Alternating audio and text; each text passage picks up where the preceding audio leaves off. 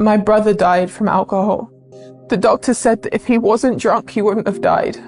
And after his death, I was very young, but my family, they didn't understand the negative impacts of alcohol. They actually carried on drinking. They drank more than they used to. My dad went to pubs even more. I saw him even less. My dad then met a 15-year-old girl who he left my mum for.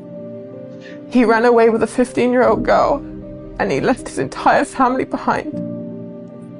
Because of alcohol, my entire family split in half. I never saw my dad again. Half was gone. It was me and my mum.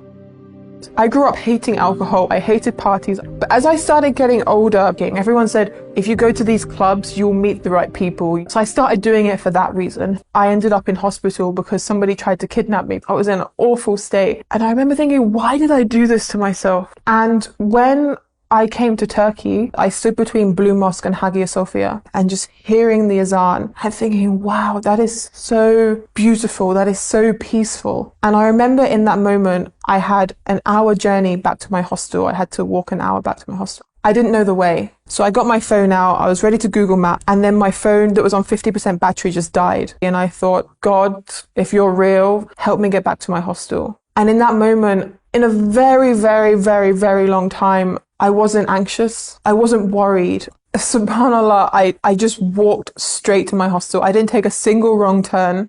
Nobody helped me. SubhanAllah, it wasn't me, it was Allah that got me back to my hostel. And after that, I just kept learning. I kept reading the Quran. But SubhanAllah, lockdown happened and lockdown forced me in my house. And I still wasn't planning on becoming Muslim. What really sparked it for me was when I actually started praying.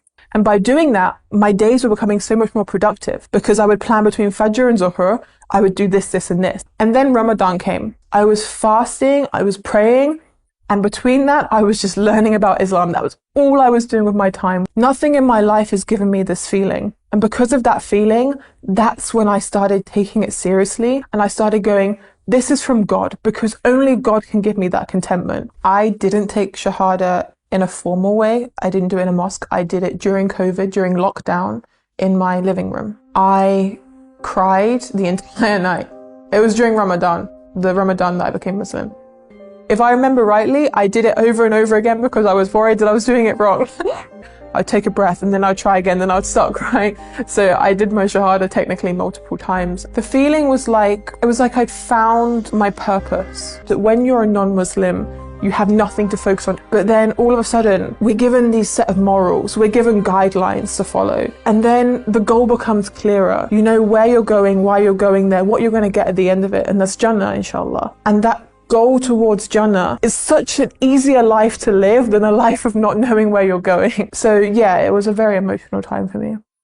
سنريهم آياتنا في الآفاق وفي أنفسهم حتى يتبين لهم أنه الحق.